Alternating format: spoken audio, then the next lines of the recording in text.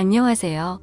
저는 30대 후반의 평범한 남자이고, 현재는 서울에서 조그마한 식당을 운영하면서 살아가고 있습니다. 원래는 아내와 함께 행복한 미래를 꿈꾸면서 시작하게 된 음식점인데, 지금은 처제와 단 둘이서 식당을 운영하고 있네요. 정말 남들에게는 결코 일어나지 않을 법한 말도 안 되는 일들이 제게 일어나게 되었죠. 사실 저는 주변 누구보다도 착하지 못한 그런 삐뚤어진 시선으로 세상을 바라보며 살아가고 있었습니다. 어릴 때부터 저는 몸이 정말 허약한 체질이었습니다. 흔히 생각하시는 약골의 얼굴도 못난 탓에 저도 모르게 학창시절 내내 왠지 모를 주변 사람들의 시선에 사람을 기피하게 되었던 거죠. 그리고 더 사람을 기피하게 된 것도 처음 짝사랑하게 된 여자에게서 너무 아픈 상처를 받게 되었습니다. 그때가 중학교 때였는데 그 당시 담임 선생님의 지시로 분기별로 3개월에 한 번씩 짝을 바꿔서 앉았었습니다. 저는 당연히 짝사랑하는 그녀와의 짝이 되기만을 항상 바래왔었고 결국에는 제 바램대로 제게 설렘을 주던 그녀와 짝이 되었습니다. 속으로 만세를 부를 정도로 너무 기쁘고 행복했었습니다. 하지만 그건 이기적인 저 혼자만의 행복이고 생각이었더라고요. 저도 그때 당시에는 제 주제를 파악 못했었나 봅니다. 대놓고 노골적으로 저를 비난하고 무시하지는 않았지만 학교가 마칠 시간에 견출지를 건네어 주다가 실수로 손이 닿고 말았습니다. 근데 얼른 피하듯이 하더니 더럽고 짜증난다는 듯이 행동을 하더라고요. 정말 그 사건으로 인해서 저는 너무 큰 상처를 받게 되었습니다. 그날 이후로 성인이 되어서까지 트라우마로 인해서 30 초반이 될 때까지 여자에 대한 거부감으로 단 한 번의 연애도 하지를 않고 살았죠. 물론 여자를 만날 수 있는 기회가 없지는 않았습니다. 다행히도 나이가 들면서 점점 외모적으로도 자신감이 생겨갔고 나름대로 저와 사귀고 싶다는 표현을 했던 여자들도 있었으니깐요. 하지만 기억 속에 그 일 이후로부터 제 마음은 너무 굳게 닫혀서 열릴 생각을 하질 못했던 거죠. 아무튼 저는 몇 년 전까지만 해도 그냥 이렇게 편하게 혼자 살아가려고 했었습니다. 직업에 대한 자부심도 있었고 굳이 결혼에 대한 필요성도 느끼지를 못했었거든요. 남들처럼 집안이 화목하거나 그렇지도 못해서 가족에 대한 중요성도 와닿지 못했었고 요즘에는 일부러 결혼을 하지 않고 살아가려는 사람들도 많은 시대라고 생각했습니다. 아무튼 미래에 대한 생각도 별로 없었고 그냥 그저 그런 하루하루를 지내고 있던 어느 날이었습니다. 월요일 무거운 몸을 이끌고 회사로 출근을 했습니다. 그런데 사무실에 집기 하나도 빠짐없이 텅텅 비어 있더라고요. 5년 동안 다니던 회사였기에 이게 무슨 일인가 싶어서 진심으로 꿈을 꾸는 건가라는 생각으로 머리가 멍했고 망치로 얻어맞은 기분이었습니다. 황당해서 뭐지 싶은 마음에 전화기를 꺼내는데 뒤이어 직원들이 하나 둘씩 출근을 하더라고요. 사태 파악을 하고 봤더니 사장이 기어코 직원들의 임금도 다 떼먹고는 야반 도주를 했던 거였습니다. 그 당시에 저희 회사는 인테리어를 하는 회사였는데 솔직히 이 업계가 많이 불안한 건 맞았죠. 하지만 5년이란 시간 동안 동거동락했던 제게 말 한마디 없이 이렇게 도망가 버리다니 너무 충격적이었고 세상이 무너지는 기분이었습니다. 왜냐하면 월급이 조금 떼인 거라면 크게 상관없었겠죠. 하지만 사장과는 형 동생 하면서 제가 부사장 직함을 달고 있었고 공사했던 곳에서 대금 지급이 갑자기 미뤄졌다면서 급하게 융통한다며 제게 3천만 원을 꺼갔던 상황이었습니다. 남들에겐 적다면 적은 돈이겠지만 저에겐 정말 큰 돈이어서 충격이 어마어마했죠. 게다가 돈도 돈이지만 제 성격에 모든 사람들을 기피하면서도 외동인 제게 거의 유일하게 친형같이 생각했던 사람이 또 저를 배신하게 된 거였습니다. 저도 환장할 노릇인데 직원들은 제게 이게 어떻게 된 거냐고 물어보더니 시간이 갈수록 저를 다그치면서 몰아붙이기 시작하더라고요. 이러다가는 저도 공범으로 큰일 나겠다 싶었습니다. 저는 직원들에게 빚쟁이들이 올지도 모르니까 얼른 경찰에 신고부터 하자고 설득하고 신고를 하게 되었죠. 그리고서 몇 주가 지나도록 사건은 진척이 없었습니다. 이미 사장놈은 오랜 기간 동안 도주를 계획했던 건지 해외로 출국했는데 잡기가 쉽지 않을 거라고 하더군요. 너무나도 절망적이어서 하늘이 무너지는 기분이 들었습니다. 그래서 이렇게 있다가는 큰 사고라도 치겠다 싶어서 저는 무작정 지갑만 챙겨서 제주도로 향했습니다. 그냥 모든 걸 다 잊고 싶었고 전 재산을 날린 것도 아니니까 차근차근 다시 시작하면 되겠지라는 마음을 가지려고 애를 썼습니다. 아무튼 그렇게 저는 제주도에서 가장 외진 곳에 위치한 펜션에서 숙박을 하게 되었죠. 사실 그때는 아무리 마음을 차분하게 먹으려고 애써봤지만 도저히 정신이 온전할 수가 없더라고요. 결국 기분이 너무 심란해서 생애 처음으로 펜션에서 숯불 바비큐를 준비하고는 소주만 연신 들이부으면서 청승맞게 혼자서 술을 마시고 있었습니다. 그런데 갑자기 옆에서 조용히 저기요라며 저를 부르더군요. 저는 갑자기 들린 여자 목소리에 어버버대면서 깜짝 놀라고 말았죠. 그 모습을 보더니 여자 2명이 저를 쳐다보면서 제가 놀라는 모습이 웃겼던 건지 웃음을 겨우겨우 참아가면서 저를 보고 있더라고요. 너무 민망해서 얼버무리면서 대답을 했더니 자기네들이 해녀 체험을 하고 왔는데 둘이 먹기에는 너무 많고 버리기엔 아깝다면서 혹시 해산물 좋아하면 좀 나눠줄까요? 라고 물어보더라고요. 저는 여자랑 대화를 하는 것조차 너무 소심했던 성격인지라 그녀의 눈도 마주치지 못하고 생각이란 필터를 거치지도 못하고 감사합니다 라고 대답을 해버렸습니다. 아무튼 그렇게 나눠준 해산물도 같이 구우면서 주위를 둘러봤더니 펜션에 묵는 사람들이 저와 그 2 여자밖에 없는지 엄청나게 조용하더라고요. 뭔가 뻘쭘하게 혼자서 소주를 마시면서 먹고 있는데 제가 해산물을 줬던 여자가 말을 걸더라고요. 제주도에 혼자 여행 오신 거냐며 너무 낭만적인 것 같다고 하면서 혼자 심심하시지 않냐고 괜찮으면 자기네들이랑 같이 마시는 거 어떻겠냐고 묻더라고요. 평소에 저였다면 절대로 합석은 꿈도 꾸지 못했을 겁니다. 그런데 솔직히 말해서 어릴 적 짝사랑했던 여자 이후로 처음으로 제 눈에 너무 쏙 들어오는 여자였습니다. 그리고 술도 많이 마셔서 조금 취한 상태였기에 어디서 나온 용기였는지 그러자고 대답을 하게 되었죠. 그렇게 그녀들과 저는 합석을 해서 함께 술을 마시게 되었고 이야기를 들어보니 그 둘은 친자매였고 어제 숙소에 도착을 했고 일주일간 머물다가 간다고 하더라고요. 저도 열흘 정도를 예약한 상태라고 했더니 잘 됐다면서 그러면 지내는 동안 잘 지내보자고 먼저 손을 건네더군요. 저는 너무 숙맥처럼 쭈뼛거리며 손을 마주 잡고 인사를 했고 술이 취하면 취할수록 2 자매와 저는 재미난 이야기들을 하게 되었습니다.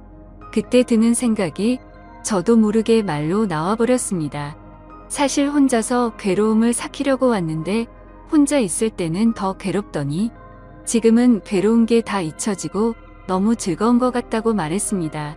그러자 언니였던 제 이상형의 그녀는 무슨 일이냐고 제게 물어봤고 저도 모르게 그동안의 고충을 푸념하듯이 얘기를 하고 말았죠.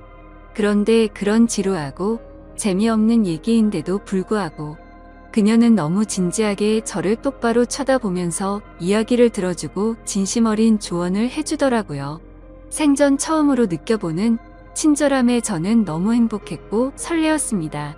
그렇게 꿈처럼 행복했던 시간을 보내다가 자리를 끝 마치게 되었죠. 다음날 저는 전날 있었던 일에 민망해져서는 만나면 인사를 먼저 건네야 하나? 아니면 아는 척을 하지 말아야 하는 건가? 온갖 생각과 고민을 했었습니다. 그러나 그런 고민들이 무심하게도 밖에 담배를 피러 나갔더니 그녀는 반갑게 저를 보고 웃으며 인사를 하는데 심장이 쿵 하고 내려앉는 것 같았죠. 여행하러 와서는 하루 종일 주무시냐며 인사를 건네는데 저도 어색한 인사로 답을 했습니다. 그러더니 오늘 우리 같이 밥 먹으러 가기로 한 거 잊었냐면서 묻더라고요. 저는 취한 나머지 해선 안 될 짓을 했구나 싶었고 괜히 여행 방해되고 싶지 않다며 어제 했던 말은 잊으라고 말하며 재밌게 여행을 즐기라고 했죠. 하지만 그녀는 끝내 고집을 피우더니 결국 그날 하루 종일 두 자매와 저는 여행을 함께 보내게 되었습니다. 그러다 보니 자연스럽게 그녀들과 저는 같이 붙어 다니며 매일같이 여행을 함께 즐기게 되었고, 정말 꿈만 같던 시간은 너무 순식간에 지나가 버리더군요. 그렇게 두 자매의 마지막 날이 되었습니다. 솔직히 좀 많이 서운하더라고요. 고작 며칠밖에 안 되는 시간 동안 저는 그녀에게 더욱 빠져들었고, 마지막 인사를 건네는데 저는 도저히 용기가 나지 않았습니다. 그때 그녀는 갑자기 제게 포옹을 하면서 덕분에 즐거운 여행이었다고 말을 건네주더군요. 너무 외롭게 살아오던 저는 순간적으로 마음이 울컥해서 눈물이 날 뻔했습니다. 그렇게 그녀들을 떠나보내고 혼자서 남은 여행을 보내는데 이건 도저히 여행이 아니다 싶더라고요. 행복한 시간들이 끝나고 나서 또다시 괴로움이 시작된 건 아니었습니다. 오히려 그녀와 지낸 시간들 덕분에 괴로움은 이미 잊은 지 오래였고, 그녀를 또다시 보고 싶다는 생각이 너무 간절해지더라고요. 그래서 저는 인생을 살면서 가장 큰 용기를 내게 되었죠. 평생 혼자서 살다가 연애는 꿈에서조차 생각 못하던 제가 그녀와 함께 행복한 시간을 갖고 싶었습니다. 집으로 돌아온 저는 진짜 하루 종일 고민을 하다가 용기를 내서 그녀에게 전화를 걸었습니다. 어두침침한 제 성격과는 다르게 그녀는 반갑다는 듯이 밝게 전화를 받아주었습니다. 저는 조심히 잘 가셨는지 해서 연락드렸다고 하니까 그녀는 그렇지 않아도 조심히 여행 잘 마쳤는지 궁금했다고 되물어 봐주더군요. 그렇게 몇 마디를 주고받게 되었고, 어차피 제가 말을 잘하는 편도 아니었기에 단도직입적으로 말했습니다. 제가 주말에 서울에 일이 있어서 가게 됐는데 시간 괜찮으면 밥이나 먹을까요? 라고 물어봤습니다. 그러자 잠깐의 고민도 없이 그녀는 그러자고 대답을 했고, 약속을 잡은 뒤에 통화를 끊게 되었죠. 얼마나 긴장을 했던 건지 손이 떨리고 등에 땀이 흘러내릴 정도였습니다. 며칠 뒤에 약속 시간에 그녀와 다시금 만나게 되었고, 행복한 시간은 또다시 순식간에 흘러가더라고요. 그날은 그냥 정말 보고 싶다는 생각에 갔던 거지 고백을 하려거나 그런 마음은 전혀 없었습니다. 하지만 마지막으로 들어간 와인바에서 와인을 마시다 보니 또 헤어지는 게 너무나 슬프더군요. 저는 그녀에게 앞으로도 계속해서 보고 싶다고 말했습니다. 그러자 그녀는 다른 여자들과 달리 제 마음을 알아줬는지 더 이상은 떠보지 않았고 제 손을 잡아주더라고요. 그렇게 제 인생에서 가장 사랑하는 그녀와 저는 연인이 되었고, 남들에겐 힘들다고 하던 장거리 연애가 제게는 너무나 행복한 나날이었습니다. 아무리 멀다 한들 그녀를 매주 볼 수 있다는 건 제게는 너무 과분한 일이었죠. 우리는 그렇게 행복한 연애를 3년간 이어갔고, 그녀 덕분에 저는 과거와 비교하면 너무나도 정반대의 사람이 되어 있었습니다. 새로운 직장에서 사람들과 웃으면서 대화도 잘 이어갔고, 성실하고 착한 그녀를 따라서 고아원의 봉사활동을 다녔는데 제 마음이 너무 평온해지는 걸 느꼈습니다. 하루하루가 너무 행복해졌고, 이렇게 살아갈 수만 있다면 가정이라는 걸 꾸려서 평생을 행복하게 지내고 싶다라는 생각이 들더라고요. 저는 그렇게 달라진 제 스스로에게 결심을 하고 그녀에게 청혼을 하였습니다. 그녀는 제 청혼을 받아주었고, 저희는 결국 사랑의 결실을 맺게 되어 결혼을 하게 되었죠. 그 당시의 아내는 서울에서 처제와 함께 조그만한 식당을 운영하고 있었습니다. 그래서 아내와 상의 끝에 제가 이직을 하기로 했고, 결혼을 하면서 제가 서울로 올라오게 되었죠. 아내와 저는 인생에서 가장 행복한 부부처럼 그 누구도 부럽지 않게 지냈습니다. 결혼한 지 2년 동안 한 차례도 다툼이 없을 정도로 주변에서 누구나가 예쁘게 봐주었죠. 그렇게 행복한 나날들을 보내다가 제가 다니던 회사가 또다시 부도가 나면서 저는 일자리를 또 잃게 되었습니다. 그때부터는 이렇게 불안한 직업을 하는 게 맞는 건가라는 고민에 빠져들었고, 막상 또 새로운 일자리를 구하려고 하니 직장 생활에 지쳐 있었죠. 그러다 힘들어하던 중 아내와 더 오랜 시간을 붙어 있고 싶었고, 그동안 모은 돈을 보태어서 새로운 식당을 여는 게 어떨까 생각이 들었습니다. 저는 인테리어 회사를 다니던 경험을 살려서 아내가 모르게 직접 발품 팔아서 새로운 식당 자리도 알아보고 양식에 어울리는 인테리어 포트폴리오를 만들어서 아내에게 말했습니다. 더 이상 내 일에 흥미를 잃어서 직장에 다니는 건 그만하고 당신과 처제를 도와서 가게를 더 크게 해보고 싶다고 하면서 설명을 해줬죠. 한참 아무 말 없이 지켜보던 아내는 제 선택을 존중해주면서 그러자고 했고, 그날부터 저와 아내 그리고 처제는 새로운 식당을 열기 위해서 분주하게 준비를 했습니다. 결국 저희는 나름 작지만 예쁜 식당을 열게 되었고, 기대 이상으로 식당은 장사가 잘 되었습니다. 제 선택에 있어서 정말 많이 불안했고 걱정도 많았는데 이렇게 행복해도 되나 싶었죠. 아내도 솔직히 오랫동안 해오던 가게를 옮기는 게 불안했고 무서웠는데 저 하나만을 믿고서 그 큰 결정을 바로 내려줬던 걸 알게 되었습니다. 저는 착한 아내에게 너무 고마웠고 평생을 행복하게 해줄 거란 마음을 제 가슴에 되새겼죠. 하지만 하늘이 너무 원망스럽게도 제 바램과 그 행복은 산산조각이 나게 되었습니다. 아내가 일을 하던 도중에 갑자기 쓰러지게 되었습니다. 처음에는 가게가 바쁜 탓에 과로해서 그런 거겠지 하며 아내를 안심시켰었죠. 며칠 뒤 정밀 검사를 받아본 결과가 나왔고 의사 선생님은 너무 위험한 위치에 암이 발견되었다고 말하더군요. 드라마나 영화에서나 들어봤지. 이런 일이 제 아내에게 생길 줄은 정말 상상조차 못했기에 그 자리에서 바로 눈물이 났습니다. 의사 선생님이 말을 이어갔습니다. 이런 말씀 드릴 때가 자신도 가장 마음이 아프다고 하면서요.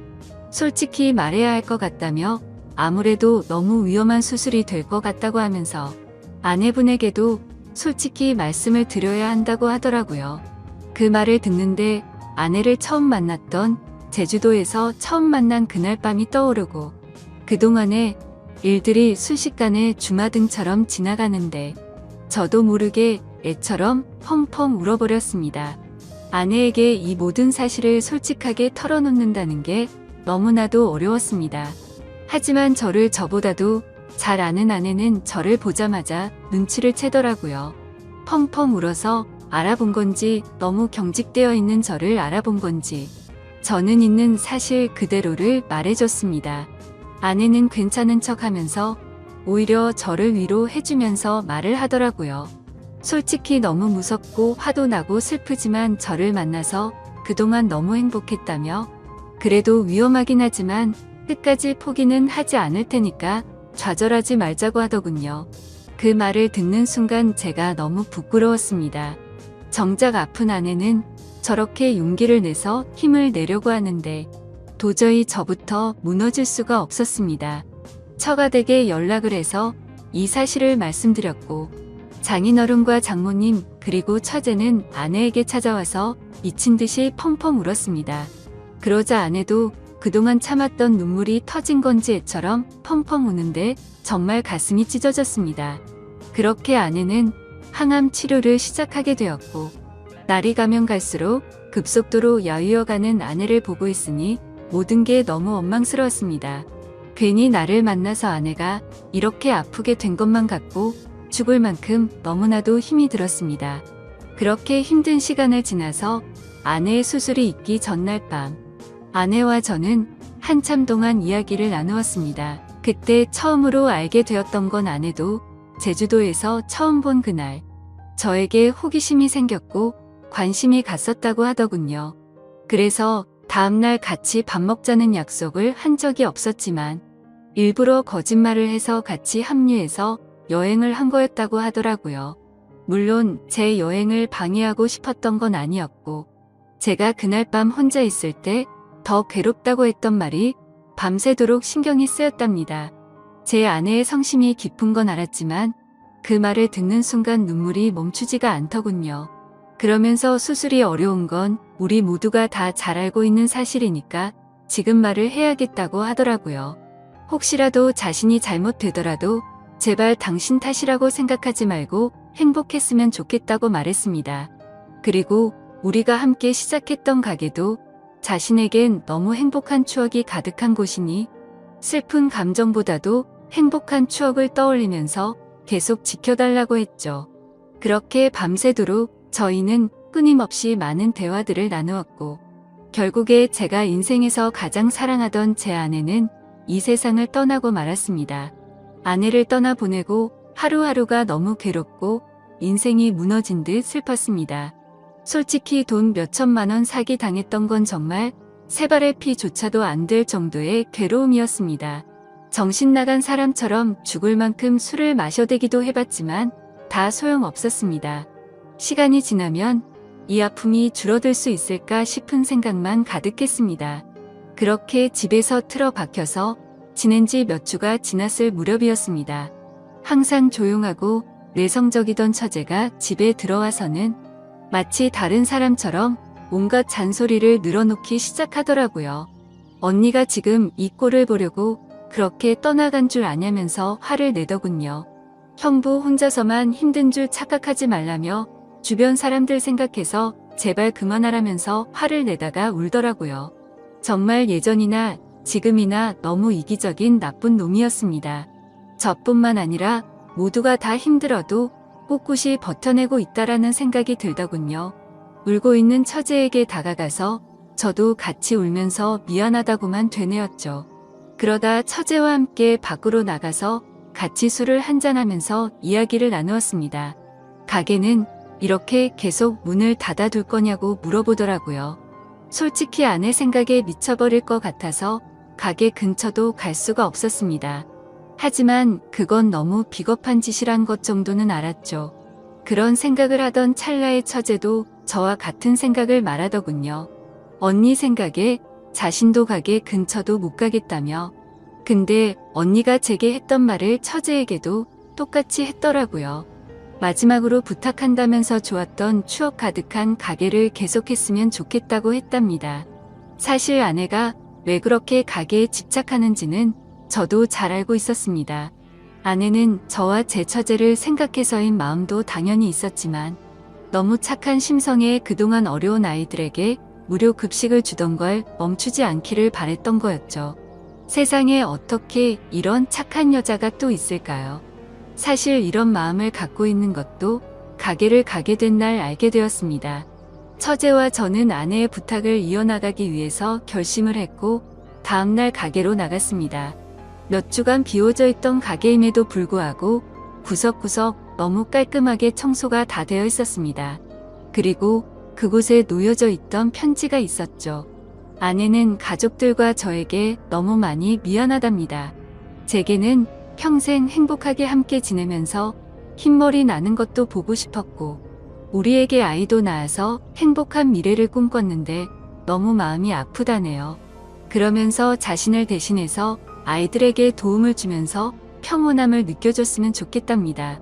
스스로 자책하지 말고 세상에 주어진 걸 감사하게 느끼면서 주변 사람들에게 사랑을 베풀다 보면 우리는 또다시 금방 만나서 행복하게 지낼 거라고 하네요. 처제와 저는 그 편지를 읽고 또 한바탕 울어버리고 말았습니다. 그날 저와 처제는 그동안 상한 음식들을 모두 정리하고 밤새도록 정리를 했습니다.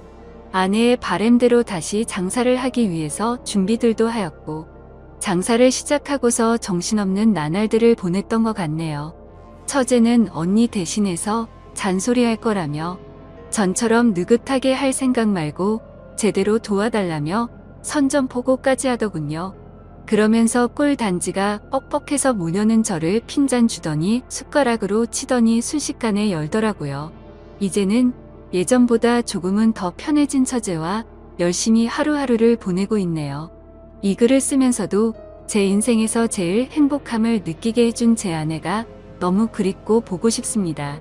아마도 이 마음은 제가 아내를 찾아 갈 때까지 영원하겠죠. 긴 사연 읽어주셔서 감사드립니다.